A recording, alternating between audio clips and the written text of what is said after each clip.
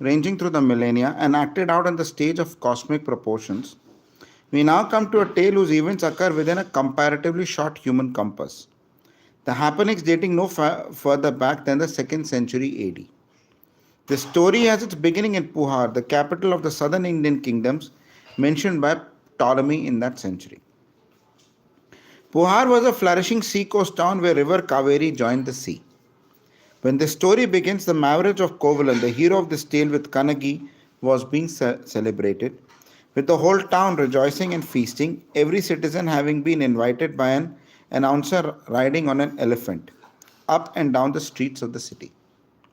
Kovalan and Kanagi lived a happy married life in their comfortable home until the day when Madhavi, a young dancer, gave her the first dance recital before the king. In recognition of her talent, the king presented her with a garland of green leaves and 1008 pieces of gold. According to custom, Madhavi could now select a lover for herself. She passed the garland to a hunchbacked woman who stood in the city square, where wealthy citizens passed or congregated and announced, "This garland is worth 1008 pieces of gold. Whoever buys it also becomes the husband of the most accomplished dancer honored by the king." Kovalan became a ready customer for this garland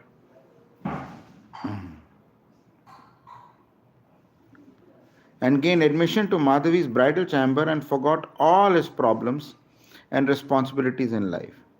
When he was not making love to her, he spent the time listening to the music of her steps. The city was celebrating in this festival. There was music, dancing, and entertainment everywhere. Special prayers were said in the temples, and people moved hither and thither in gay dress, and air throbbed with speech and laughter. Kovalan and Madhavi went about together and enjoyed the festivities. At the end of the day, Madhavi went home, freshened her body with a bath in a cool scented fountain, put on a new set of ornaments and dress, and in Kovalan's company passed again through the illuminated city in the seashore, which twinkled with lamps hoisted on poles around the groups of merrymakers and gaily lighted ships anchored off the shore. Madhvi had her own corner on the beach with canopy and screens set up for privacy, away from the tumult of waves and dens of the house crowds.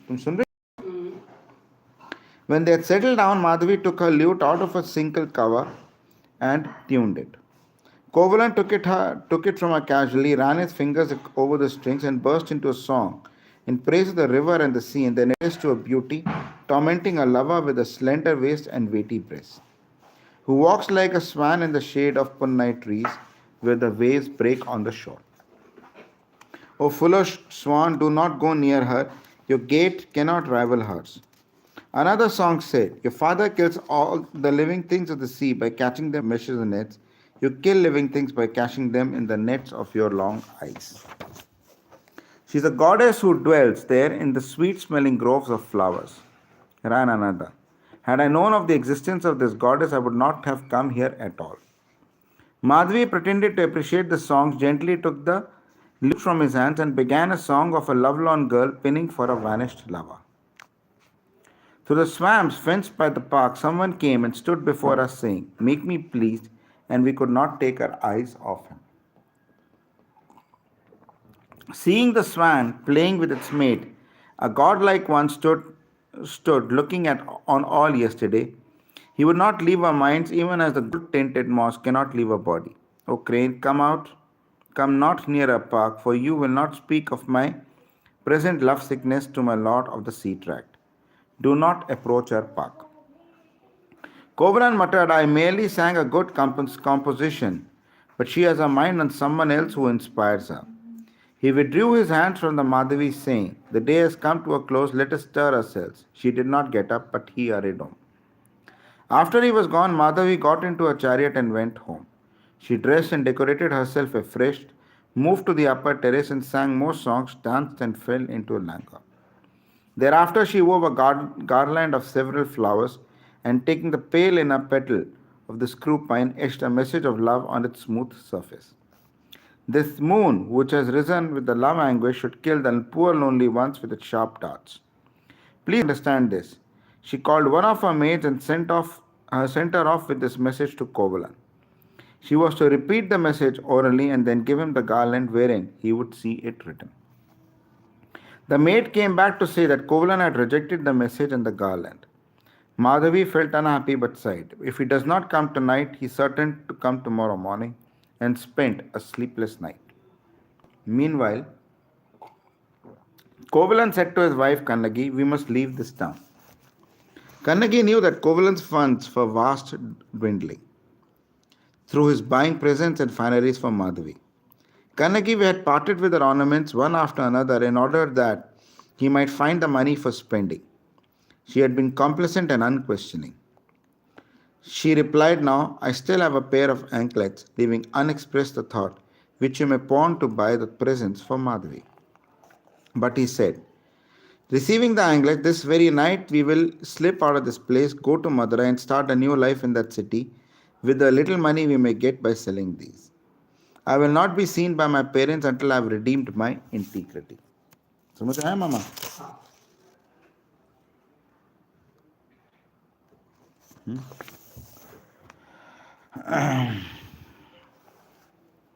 One becomes defiled to the very core through the association with low and mercenary women. And by the time one learns the truth of the matter, one is too far gone in damnation. This is no occasion for leave taking. Let us slip away quickly. At dead of night, they packed their clothes into a small bundle that could be slung over the shoulder, shut their house, and started out. The festive crowd had dissipated out of the sight, and all the noise of merriment had died down. They passed along the south bank of the river, which was deserted. On the highway, they became merged with groups of minstrels and mendicants and wandering scholars and saints traveling in the same direction and forgot their own troubles listening to their talk.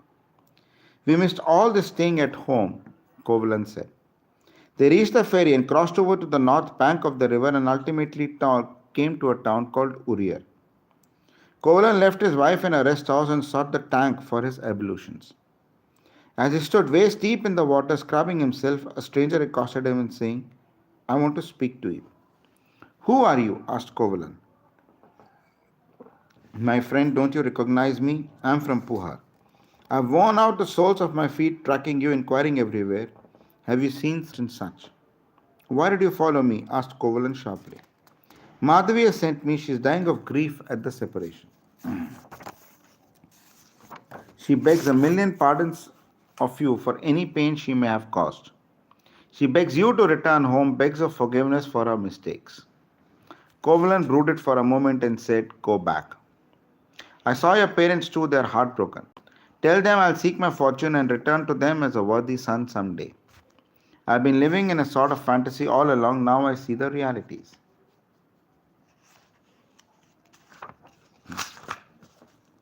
"Tell Madhavi I have no grudge against her, but I've definitely turned my back on the past." When Kovalan returned to his wife, they were ready for the road again. He did not mention his encounter with the messenger from Puhar, for fear of disturbing Kannagi's mind. They trudged along and finally reached the bank of the Vayagi, which skirted along the boundary of Madurai, the capital of the Pandyan kingdom. They viewed the soaring temple tower and the mansions of Madurai city and felt happy and relieved that they had reached the end of their conquest. तो भाई लोगों, ये तमिलनाडु की कहानी है, Pandyan kingdom. इसमें एक बहुत बढ़िया अमृतलाल नागर ने कौन है सुहाग के नुपुर. सुहाग के नुपुर है ना. तो ये वहाँ की कहानी. ये जो बहुत शॉर्ट में बता दे. Kovalan stood on the edge of the river, propitiated the river god, and crossed it, reaching the city boundary. In the city, the couple were received into a colony of cattle tenders. They were lodged in a cottage surrounded by a green hedge, cool in a courtyard, and walls splashed with red mud. A kitchen stocked with rice, vegetables, buttermilk, jackfruit, cucumbers, pomegranates, and mangoes. The city कितना rich था. Kannagi felt happy to be running home again after weeks of tramp-like existence. She washed the floor of the house. When the food was ready, Kannagi spread a grass mat for her husband to sit on and a green plantain leaf for him to dine on. After he was fed, she gave him betel nuts and leaves to chew. With his lips red with betel juice, Kovalan sat back and said, You have been forbearing. How your parents would grieve if they knew of the hardship you have gone through. He became regretful at the thought of his misdeeds. I wasted my life in the society of an easygoing woman and scandal mongers. Wasted my time talking loudly and guffawing at bawdy jokes. Kannagi said, "Why speak of the past again and again? I was unhappy, no doubt, but no one could have guessed how I felt in those days. Your parents were kind and considerate." In the end, he said, "I will now take one of your anklets to the city, sell it, and come back with the money, and then we will start with the new life." मतलब businessmen थे तो उन्होंने कहा कि हम कुछ start करेंगे. The anklets को sell करके हम नया start करेंगे. Who knows? We may return home soon with riches and re-establish ourselves honorably. He embraced her before leaving, averting his eyes to conceal his tears. As he briskly walked out, he was so preoccupied that he failed to notice a lumped bull in front of him, indicating a bad omen. He passed through various parts of the city. At the bazaar, he noticed walking past him an imposing man in a brocade coat, flourishing a pair of pincers to indicate he was a master goldsmith, followed by a company of minor goldsmiths. At the sight of him, Covalent thought, "This must be the famous goldsmith of the Pandyan court. I am fortunate to come across him so easily." मतलब उसको बेचना था तो कोई famous Goldsmith होगा Pandyan coat का. He approached him and said, "You are the prince of the goldsmiths, I presume. Your fame is known even in Pohar." The goldsmith smiled patronizingly. Kolan and I asked, "May I trouble you to price me for me the piece of jewelry and anklet fit for a queen's feet?" The goldsmith said pompously, "I am generously concerned with making the crowns and scepters of our kings, but I am not totally ignorant of feminine ornaments." मतलब ये कि मैं राजाओं के तो बनाता हूँ, औरतों के मैं नहीं बनाता. Whereupon Kovalan produced the anklet. The goldsmith examined it with minute care and delighted and declared enthusiastically, "This is not an anklet that an ordinary woman could aspire to. It is fit only for our queen. Let me speak to her and come back. Stay in that hut. Don't go away. I will be back soon." The king and the queen had had lovers' quarrel recently. The queen had left his company on the pretext of a headache. The king transacted some business with his counselors and left for the queen's chamber at the earliest possible moment in order to pacify her. As he approached the portal to the queen's chamber, the goldsmith crossed his path and, after formal courtesies of address, said, "Forgive my interrupting your majesty, but the matter is urgent. One of the queen's anklets has been missing. I have managed to catch the thief and shut him up in my humble hut. He is a subtle thief who does not operate with daggers and crowbars, but with black magic." It was a fateful moment. And as the king was in a hurry to meet his wife, he summoned the city watchman and ordered, "If you find the anklet in the possession of the thief, execute him and fetch the anklet." He was in a hurry and the fates were gearing for their engines for a tragedy. So the king thought spotlessly, although normally he would have said, "Bring the thief before me." He uttered the sentence of death without giving the matter thought and hurried to the queen's apartment. The goldsmith returned with a company of men and said to Kovlan, "These men have come to examine the anklet at the command of our sovereign." Kovlan, pleased that he was coming to so near a transaction, messed about with his back again, while the goldsmith explained to the executioners the minute details of the anklet about to be displayed. It has the workmanship of the highest kind, grooves at the neck, slight depression with silver garnets entwining, and two leaves. It has a peculiar polish at the stem which has given it the facet of a crystal, reflecting of a diamond-shaped cutting. As he described it further, Kovlin's eyes shone with pleasure. He took it as a recommendation from the goldsmith and remarked, "What an observant eye you have. You are a great artist in gold." As he described it further, Kovlin's eyes shone with pleasure. He took it as a recommendation. "True, true," said the crafty goldsmith. "Otherwise, how could I have progressed in my profession? I am known for my searching eye, which can find a lot of things." He glanced at his companions and smiled wryly. When the anklet was produced, the chief executioner took his hand and examined it in detail. "Yes, it is the same anklet that you have described," he said. Now let the man pay the price accordingly, said the goldsmith, and the men stepped forward, encircling Kovalan. Kovalan looked about in bewilderment, more bewilderment when the chief cried, "This man does not look like a thief.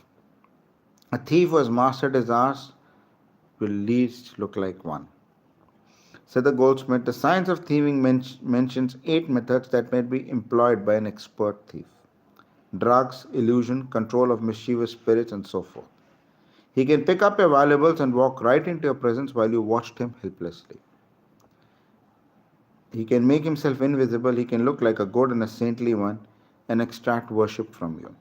The ghost expatiated his time.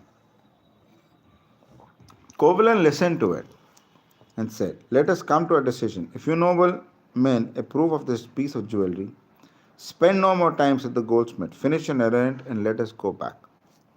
The young man with the lance said, "Do you know what once happened when I drew my sword? It jumped into the thief's hand and suddenly I found myself at his mercy. Some are so crafty and deft, a king's order must be carried out." "No more talk," said a drunken man in the mist, and he hurled his scimitar at Kovalan, practically cutting him into two. Blood flowed from the fallen man. The goldsmith and the executioners withdrew. The goldsmith looked back as if gratified that he had done divine assistance in his crime. He had stolen the queen's anklet earlier in the day and felt it a peculiar good fortune that he should have come across someone to take on that crime with appropriate evidence. क्या At हुआ? the cow, मतलब उन्होंने उसको मार दिया. उसी को मार दिया तो वो एक कलंगी का वो शाप लगा. At the cowherd's colony, a matron said to her daughter, "The milk in the pot has not curdled, tears dim the eyes of her cattle. The butter in the store is all hardened, lambs are dull, cows shudder and billow, and the bell ropes have snapped. What calamity has befallen whom?" They thought it over and pronounced the usual remedy for warding off evil and turning the mild mind to cheerful subjects. "We shall dance the Kuruvai for our beautiful guest watching us." An elaborate dance was organized in their midst. Kannagi felt worried.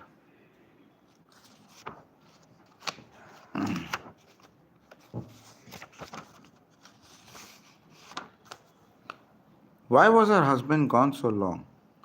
It was diverting her to watch her host sing and dance as they depicted episodes from the life of God Krishna, who was the patron god of milkmaids.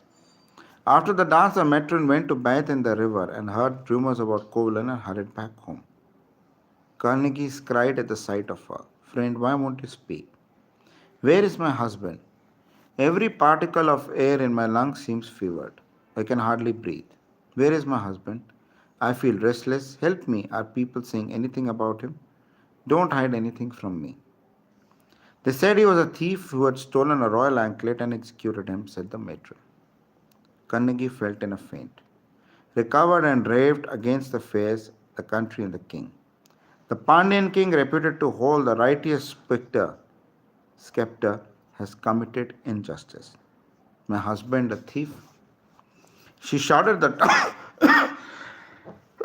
at the top of her voice and called up all the women and the girls who had been dancing and addressed them. Could my husband be a thief, thieving my own anklet? O sun god, you are witness to all things in this world. Is my husband a thief? Answer, she cried commandingly. Kannagi gathered herself. Her stature seemed to swell. Her eyes blazing with anger, and she cried, "Here's my anklet, the widowed one. They've killed my husband, unable to pay the price for one he had with them. Now, who is the real thief?" Followed by a sympathizing crowd, Kannagi strode through the streets of the city with authority in her gait and fire in her speech and looks. People trembled at the sight of her. Some persons led her to where her husband's body lay, and the sun, as the poet who composed this tale explains, set behind the hills in order to draw the curtain over the sad spectacle. Night came on, Kannagi moaned. "Is it right that you should be lying here, there, in that bloody pool? Well, are there no women in this city whose purity could prevent such an injustice?" वहाँ कल पढ़े? नहीं पकड़ो. Are there no good people in this country of women of purity and devotion to their husbands? How can such an injustice happen when there are good men and women? Has God forsaken this town? While she lamented thus, hugging the inert body of her husband, strange things seemed to happen. She thought that she saw the body stir and her husband stand up and wipe the tears from her face and mutter, "Stay here and go heavenwards." Kaniki cried, "What is happening? Is it some mischievous spirit that is grieving me? Where can I find the truth of all this?" She left the spot, ran towards the palace, saying again and again, "I must get an explanation from the cruel king himself." The king was in the company of his wife. The bell at the gate tolled furiously. Over the sounding of the bell, Kannagi screamed, "Go and wake your king who has put his conscience to sleep, whose heart has become granite, and tell him that a wretched woman bearing a windowed anklet is at his gate." The gatekeepers were cowed by the appearance of the woman and ran to the king's presence and announced, "Your Majesty, a woman of frightening aspect seeks audience. Is she Kali, the goddess of destruction? Is she?" "Let her in," commanded the king. When she was brought in, he asked, "Who are you? What do you want here?" "You have murdered my husband. We came for Pohar only to seek her fortune here." "O my most revered sister, is it not my duty to execute a thief?" "My anklet has been stolen," added the queen, "and it was found with your husband who was trying to sell it." "Here is another one, take it also," said Kannagi. "All the anklets in this world are yours, O queen, spouse of the embodiment of justice." She tossed her anklet in the queen's lap. The queen, looking at it, said, "Oh, this also looks mine, but how is it that there are three anklets now? I hold only two." Does the thief take away or add? Do you know?" asked Kannagi with a bitter laughter. "What you are wearing on your left anklet is not yours. It belongs to the thief who lies in a bloody lust." The king seemed to lose a moment in his regality, and the queen was panic stricken. "My evil dream of last night," she began. Kannagi asked, "Do you at least know what is inside that rattles and tinkles when an anklet is shaken?" The queen took time to understand. The purport of the question said, yes, pearls inside. "Break open my anklet, which is on your left foot, and see what is in it." The queen handed her the anklet without a word. Kannagi broke it open, and sparkling gems spilled out of it. The king faltered at the sight. "What king am I to allow a goldsmith to sway my judgment?"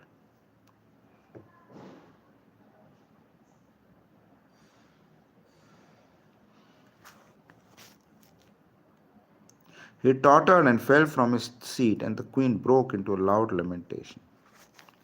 Kannagi watched the scene coldly and strode out of the palace, loudly shouting the virtue of her town Puhar and all the good things that had happened there since she knew it, in contrast to the city where evil flourished.